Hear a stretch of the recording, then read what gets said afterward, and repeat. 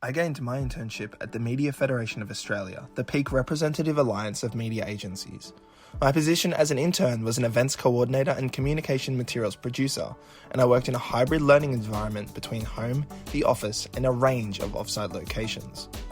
My responsibilities included admin work for the online e-learning platform, organising online webinars for the NGen program for people new into the industry, and face-to-face events such as the WSU Media Student Visit, the 5+ conference in the Ivy Boardroom, and the NGen Bootcamp at the LinkedIn headquarters.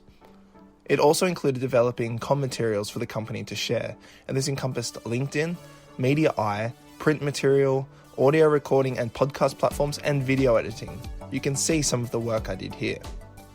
However, I also worked across a number of large-scale projects, primarily the SBS Inclusion Starter course, which provided other agency workers with training in diversity, equity, and inclusion, practices and initiatives in the workplace to foster a more open industry.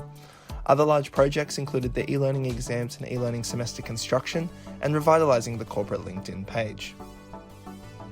As I'll explain later, the MFA is not a media agency itself. It does not directly deal with client briefs and thus differs considerably in some aspects from the traditional solve a client brief assessments typically found across the ad units. That said, there are a range of theories and practices taught throughout the course which I could adapt to this alliance to agency context I was working within.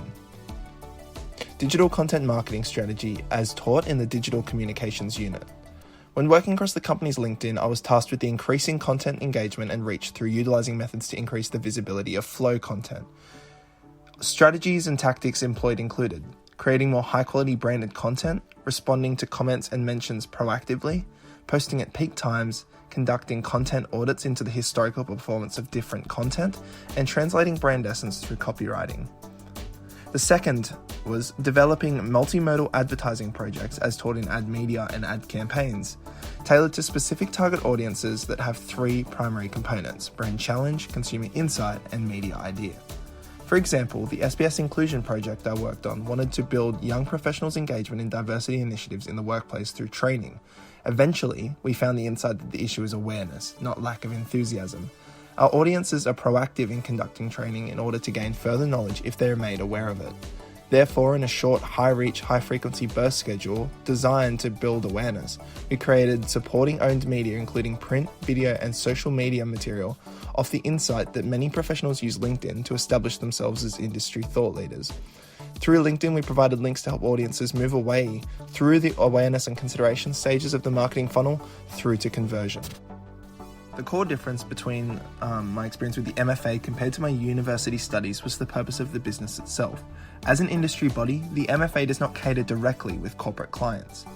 In unit studies like digital communications, ad creative, ad media, and campaigns, we gain a foundational overview of the ad campaign from brief to concept, but only really operate by responding to a corporate client's brief within a simulated agency or creative team context.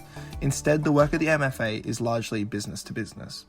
Furthermore, comms material had to adhere to established branding.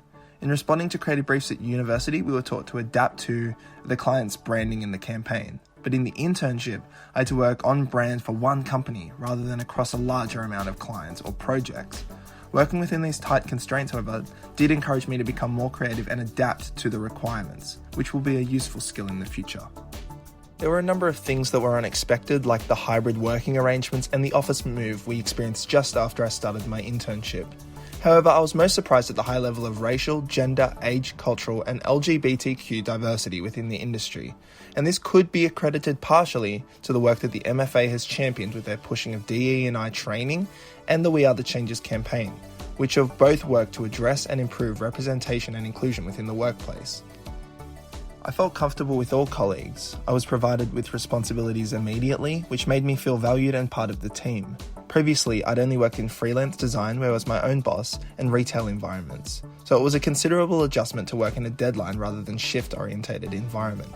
However, as I've developed strong time management skills from university, it eventually started to feel like normal workflow practice. When the placement ended, I was actually offered a permanent part-time position, which I took.